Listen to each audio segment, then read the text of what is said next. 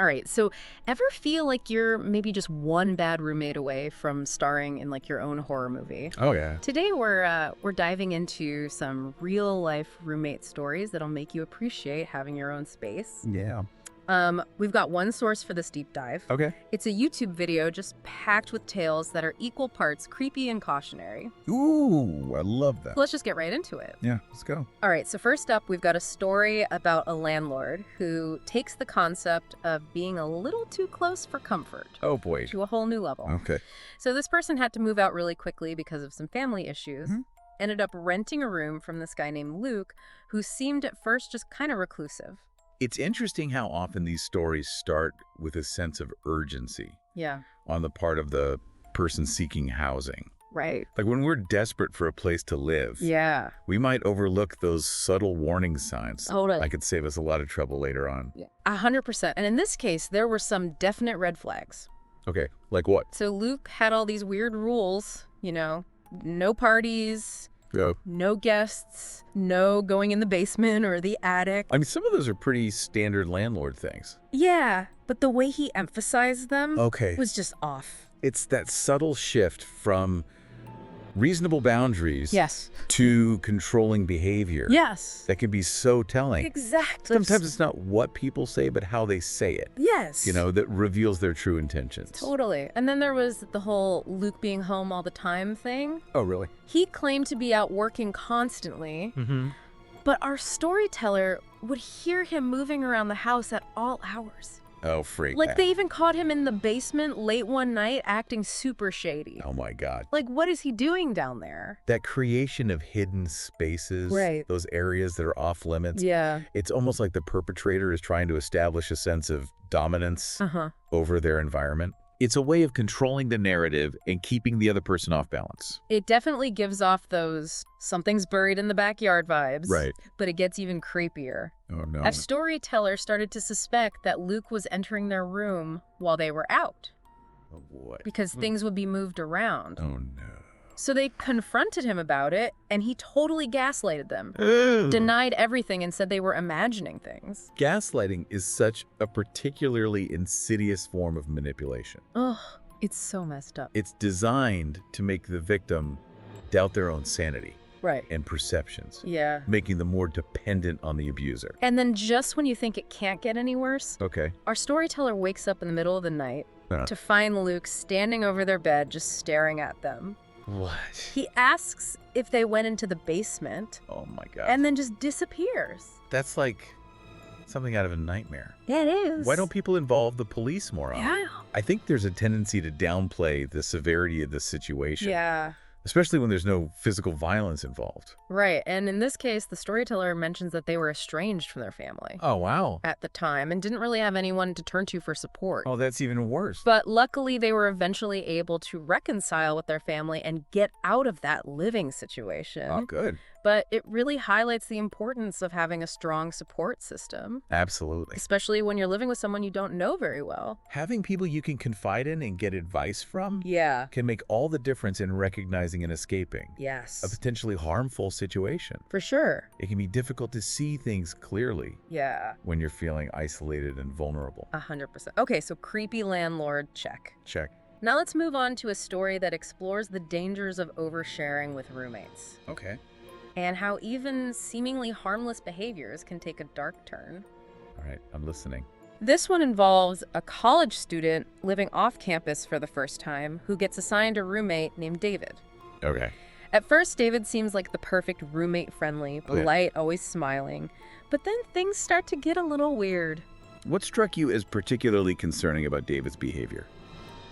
Well, for starters, David was constantly lingering in the storyteller's room, Oh. asking personal questions, Oh. and basically snooping through their stuff. Oh, no. The storyteller tried to brush it off at first, Yeah. but it definitely started to creep them out. It's like he was testing those boundaries. Right. Seeing how much he could get away with. Exactly. That violation of personal space is incredibly unnerving. Yeah. It's like they're trying to claim ownership over your belongings, Right. Yeah. your thoughts, even your physical presence. Yes. And it can be particularly difficult to confront I know. because it often starts with seemingly innocent actions Right.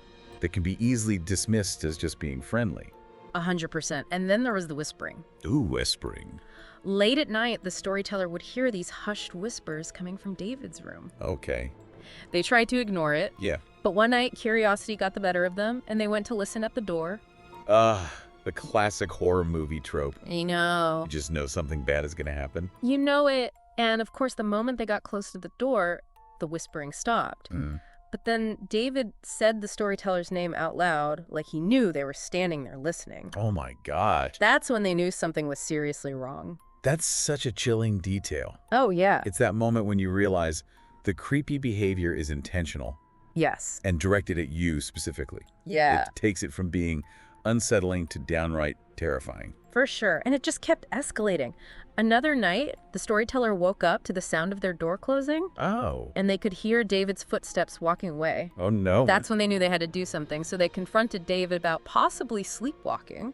Yeah. But he denied everything. That denial, that refusal to acknowledge the other person's discomfort is a major red flag. Right. It shows a lack of empathy and a disregard for boundaries. Totally. And at this point, the storytellers understandably freaked out. Yeah. They decide to take matters into their own hands and search David's room while he's out. Oh. And what they find is truly disturbing. Okay.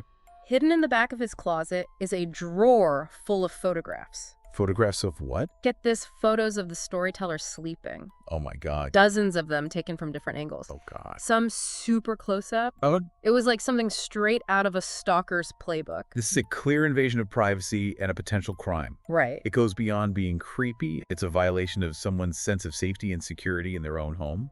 And to make matters worse, there were also photos of another guy in the drawer also sleeping. Oh my God. It was clear that David had done this before the storyteller immediately went to the housing department to report him.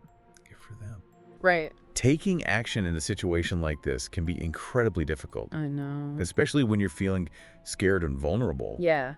But it's so important to hold people accountable for their actions. For sure. And thankfully, they were able to get out of that living situation and get assigned a new roommate. Oh, good. But imagine the trauma of knowing someone was taking pictures of you while you slept. It would be hard to ever feel safe again. I know. It's a stark reminder that even in seemingly safe environments, Right. we need to be vigilant about our safety and privacy. Yeah. And that brings us to our final story for today, one that really ramps up the danger factor. Okay. It's about a young woman who moves out of state for work and finds a roommate online, Okay. a guy named Rob.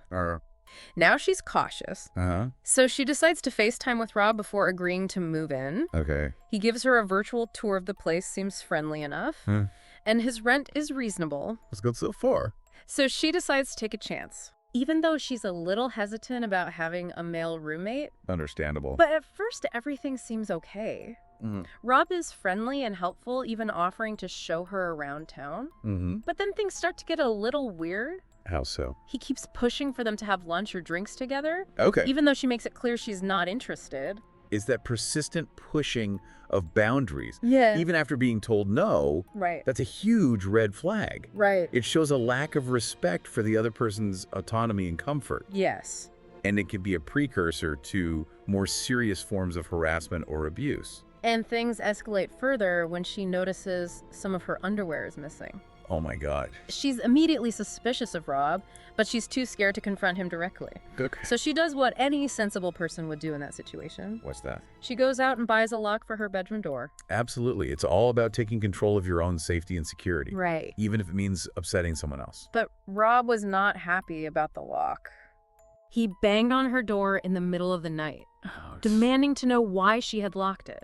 Oh no. He insisted that she remove it, What? and eventually she felt pressured to comply. This is a classic power dynamic. Yeah. Using intimidation and anger to control the other person. Right. It's so important to recognize those patterns Yeah. and seek help if you're in a situation like this. Yeah. It's never okay for someone to make you feel unsafe in your own home.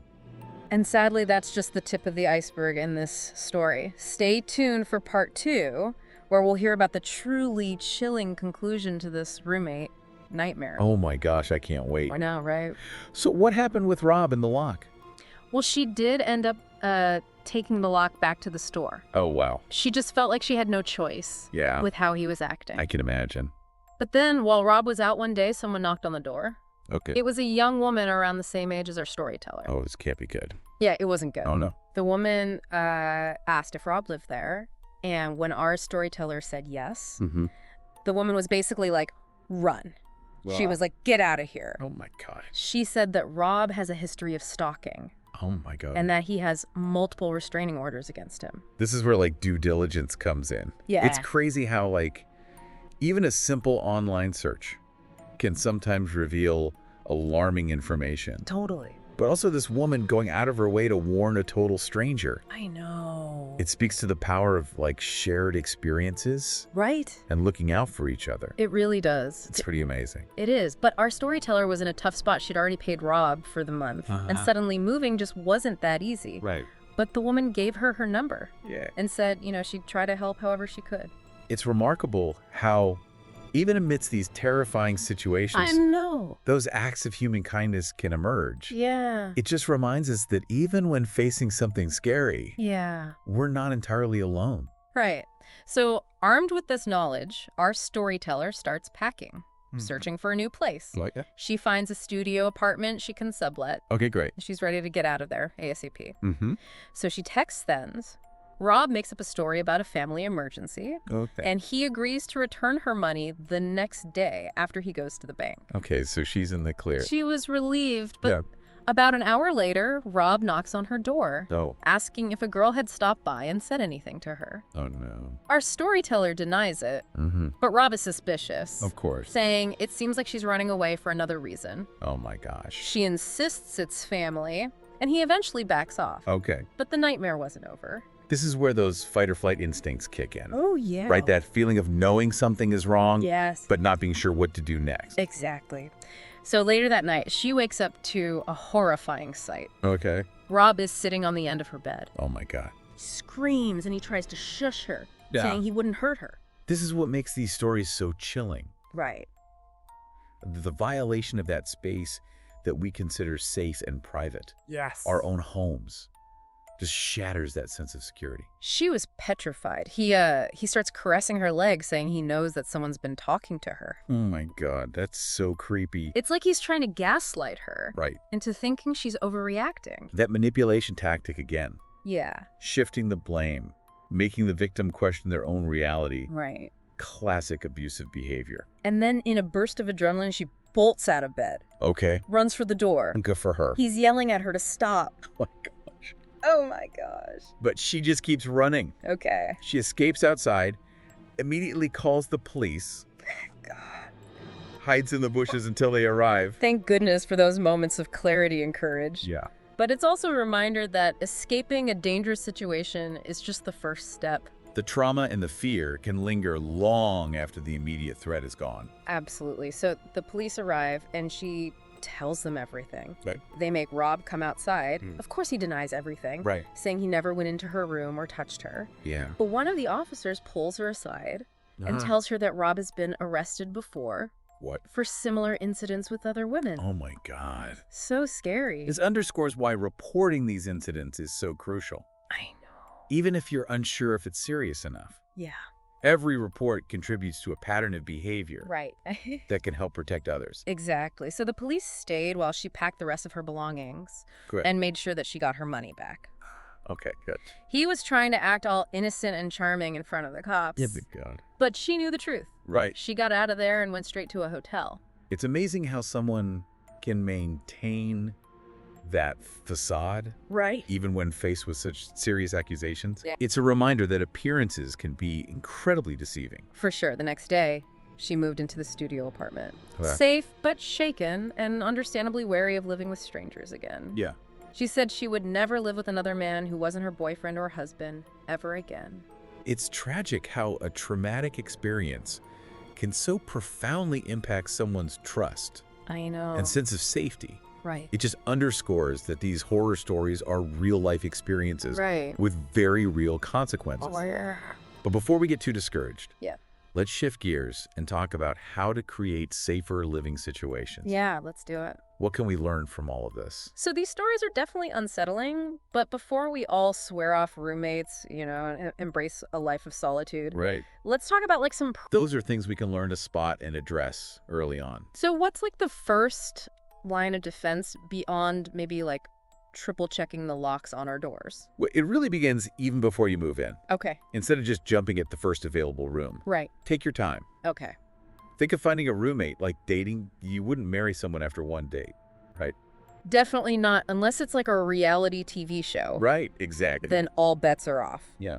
Okay, so treat roommate hunting like dating. What does that look like practically? Well, meet potential roommates face-to-face multiple times if possible.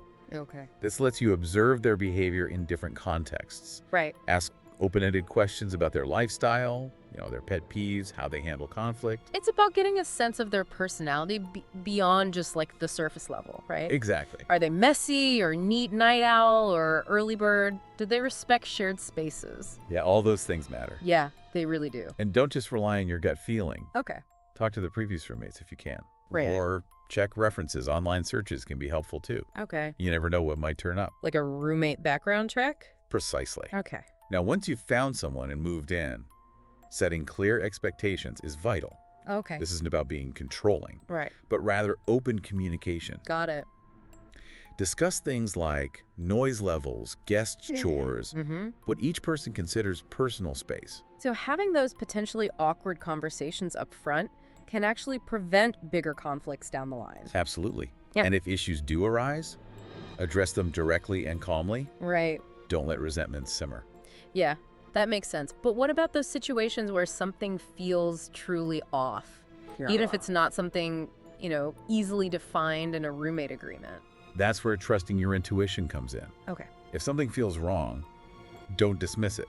Right. Pay attention to those subtle warning signs. The persistent boundary pushing, the gaslighting, the controlling behavior. It's that feeling of like something's not right here, even if you can't quite put your finger on it. Right. And if you're feeling unsafe, remember you're not alone. Right. Reach out to friends, family, or even the police if necessary. Yeah. There are resources to help. Yeah. And there's no shame in seeking support. So while these roommate horror stories highlight, potential dangers, Right. they shouldn't scare us away from shared living altogether. Most roommate experiences are perfectly fine. Right. But by being proactive, communicative, and aware, Yeah. we can minimize risks and create safer, more enjoyable living situations. Awesome. So as we wrap up this deep dive, a final thought for our listeners. Okay. What steps can you take, even small ones, Yeah. to create a more positive and secure living environment, both for yourself and those you share your space with? It's a question worth pondering. Yeah. Because sometimes the best way to avoid a roommate horror story is to actively write a roommate success story instead. Well said. And that's our show for today. Thanks for joining us on this deep dive into the sometimes terrifying, sometimes enlightening world of roommates gone wrong. Until next time, stay safe out there. And sleep well.